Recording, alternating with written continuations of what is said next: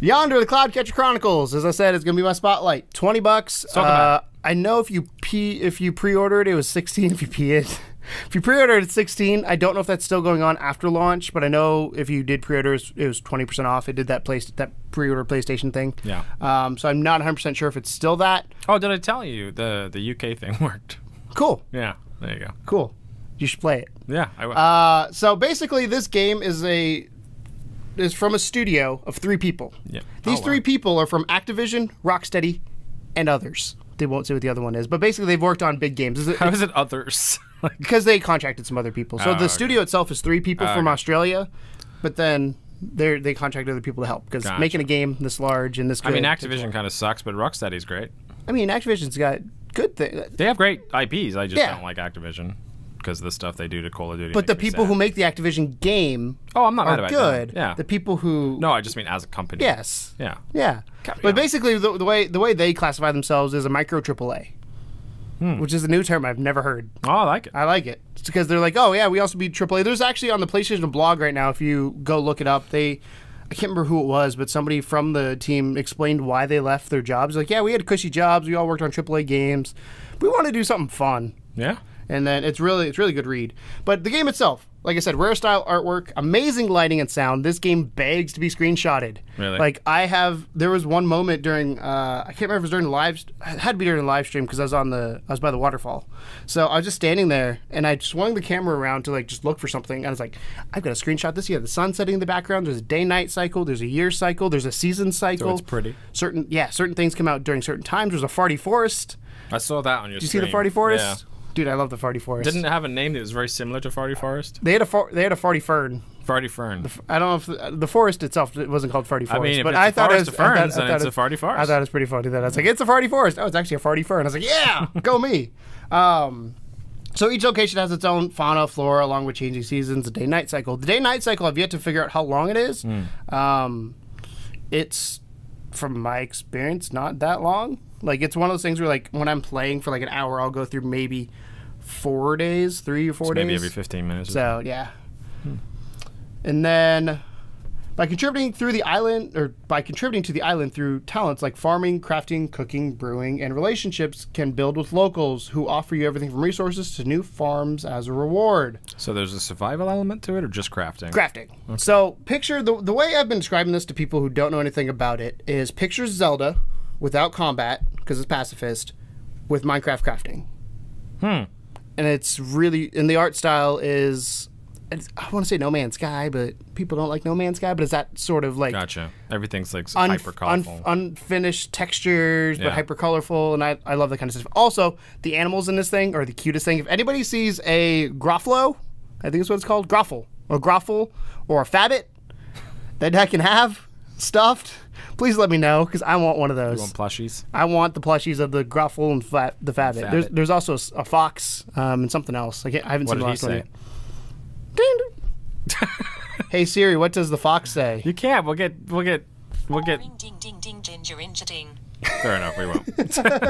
That's funny. Yeah. Have you never done that? No. Oh.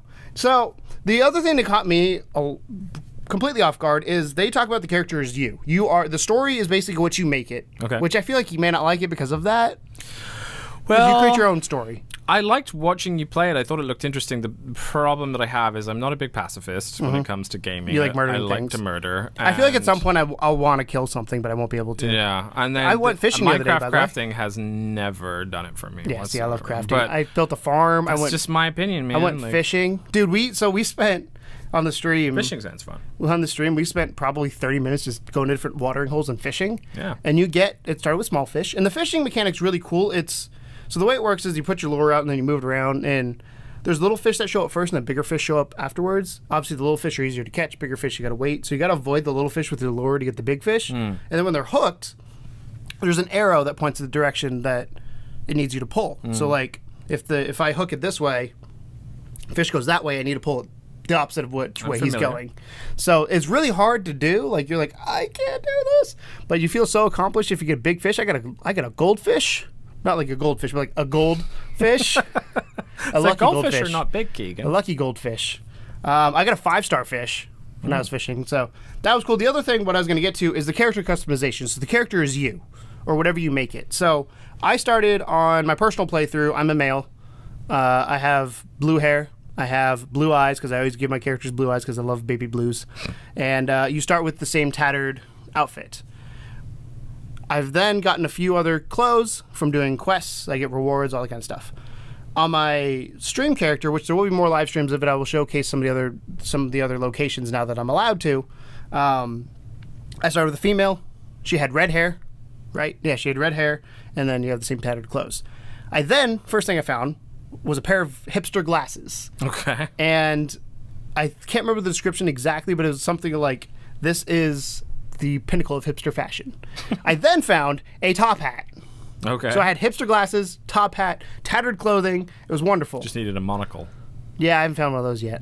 But if I use the monocle, I'll get rid of the glasses. That's true. That's the problem. I feel like they go better with a top hat, though. I love the top hat. But then I found new hair, like style. You Like found style. a new hairstyle. Found new hairstyle. So that was a reward given to me for something. I can't remember what. Actually, it might have been when I was exploring, when I found a treasure chest. So the customization is built into the gameplay itself. Yeah. It's like you have to do shit to get shit. That, or you go exploring. So one of the things when I was at the end of the stream, when I was like, I have nothing else I can do because I can't progress.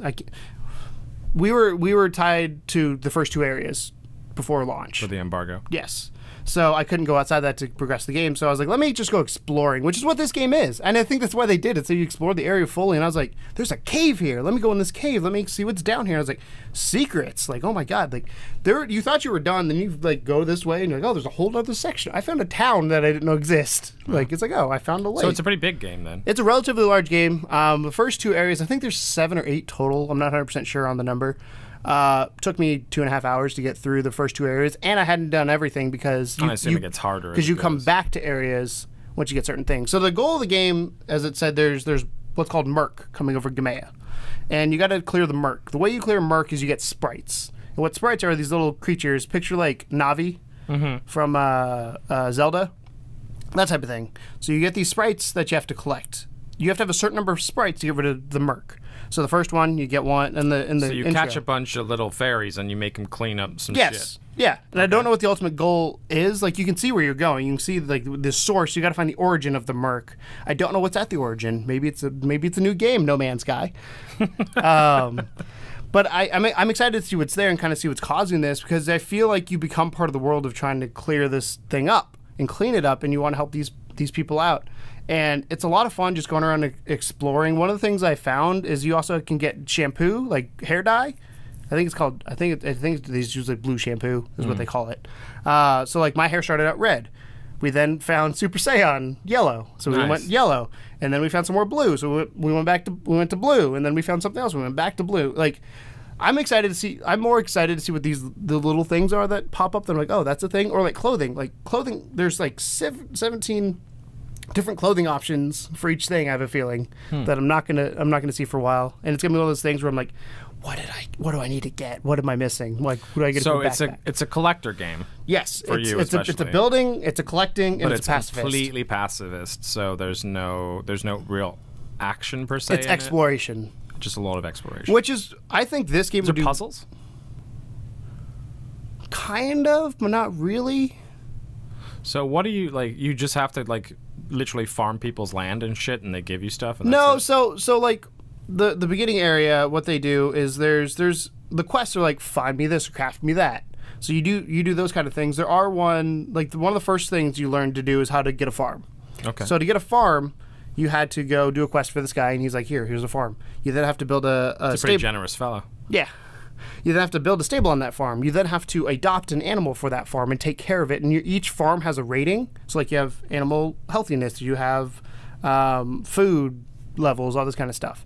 And you can manage it yourself, or you can hire people to manage it. So it's a little bit of a life simulator, too. Yes. Interesting. And then some of the other ones, because there wasn't really too many puzzle things that I ran into, but I'm sure there are some somewhere. Yeah. Just based on the way the game is flowing. The one complaint I have with the game is I wish there was a way to make a waypoint myself. Gotcha. Because I'd be running a direction. I always had to open up the map, like, okay, where am I? Because the way the compass works is you open up the compass and a big beam of light goes where you need to go for the objective, which is nice. Problem is, when you're down in these caves and in these canyons, they go like this, and you can't get through it. All right. So I wish I could be like, okay, waypoint, head here, head there. Know the head general there. direction and go after Yeah. it. That's what they used to do in Shadows of the Colossus. Was you would hold your sword up and it would give you a beam of light towards the next guy. I love it though. Like it is a wonderful game. Like I said, it's $20. I'm thoroughly enjoying it. $20 is a good It'll be price. the one that I probably. I may not platinum it, but I'll be pretty You damn were close. saying it was damn close to Game of the Year already for you. It is on the list for Game of the Year. I also haven't short been, list. I also haven't been that excited about too many games this year. There's nothing really that has caught my fancy, as one might say, outside of like some VR. Fancy? So like for me, my Game of the Year list right now would probably be Star Trek, Yonder, Werewolves. That was this year, right? Or was that last year? I think That's it the was last problem. I year. can't remember. I'm So not sure. Star Trek and Yonder are like the only two games that I've bought this year that are like grip Grabbed me. you. There's nothing else that I can think of off the top of my head that I've like I need to play that more and more and more. I'm playing. You liked Horizon quite a lot. Yeah, but I didn't want to go back to it. Yeah. Like it's a good game. Don't get me wrong, and I think it's going to be in contention for everybody's game of the year. But my personal game of the year, it would not be that. I think Yonder is definitely there. I still want to play Crash. I feel like Crash should be on that list. So I don't know. There's not too many things that have caught my fancy this year, caught my attention. It was my sad face. I mean, there's good games. Don't get me wrong, but there's nothing like The Division last year gripped me. Right. Elder Scrolls gripped me. Few games grip you as hard as that. It's got to be said. I think like I've gone back to The Division yeah. recently. Like I'm going back into that game. Really? Yeah, it's gonna be dangerous. It's gonna be dangerous. New obsession. Yeah. So that's Yonder, $20. Huge fan of it. Go check them out. It is Prideful Sloth is the name of the developer. 3 dudes. Well, Really nice as Two well dudes on and a Twitter. chick. They're always really nice. yeah. Yeah. They were retweeting and talking and They're chatting. happy they're happy to chat to fans of the game and kind of take in feedback and things like that. So definitely at them on They're Twitter. also something here that they've not officially said, but they've hinted at, and I've talked to them a little bit about, is DLC. And we had the discussion of DLC basically being not something that would be like, there'd be cosmetic DLC for like dyes and all that kind of stuff, which right. I'm cool with. But they're talking about potentially having like extra land or an island or worlds or something. whatever. That's So cool. they don't want to divide their player base, which doesn't matter in a single player game, but they it might also have to be free. they want to make it to where the game itself, you don't need they don't want to Star Wars it where you need the DLC to play the game. Right. The game is there, game is solid. They want to add DLC, which is what DLC should be, content that adds to the experience. Yeah. So I'm excited I'm about fine with that. that. They haven't said what it is, but they have been throwing around that idea, and I would be all for it. $20, and then if the DLC's 10, 15, support indie devs. That's what I'm saying. I'm probably Do going to give away this game somewhere. Cool.